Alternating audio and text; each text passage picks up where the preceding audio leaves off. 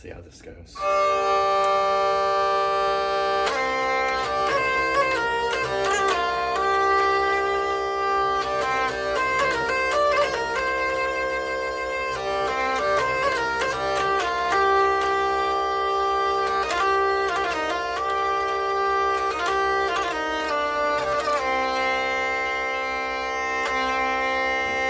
In the forest the young huntsman waits, up with the dawn to go stalking his prey.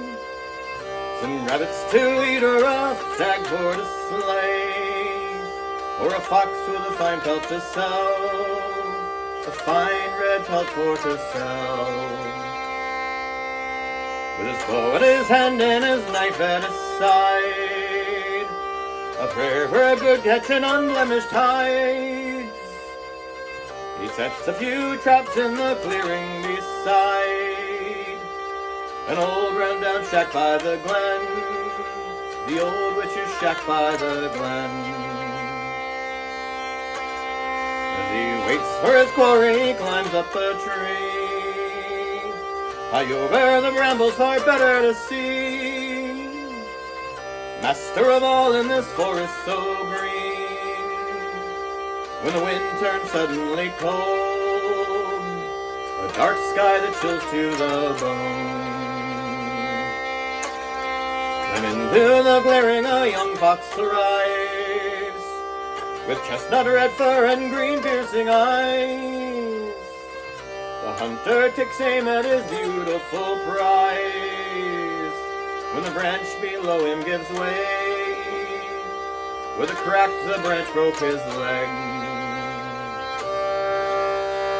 He falls like a stone to the soil below, shattered and bleeding from such a great blow. No help to save him when he's so far from home. So he crawls to the shack by the glen, the old witch's shack by the glen. He passed out by the door, someone dragged him inside. He awakes to a warm fire and tea by his side. His wounds have been bandaged, a splint on his thigh, and a young man stands in the door, a handsome young man at the door. His hair messy and red and his eyes piercing green, his neck bears a blue stone that glitters and gleams. Into the young huntsman's ear he does lean, chanting an old fairy spell. The huntsman fell under his spell.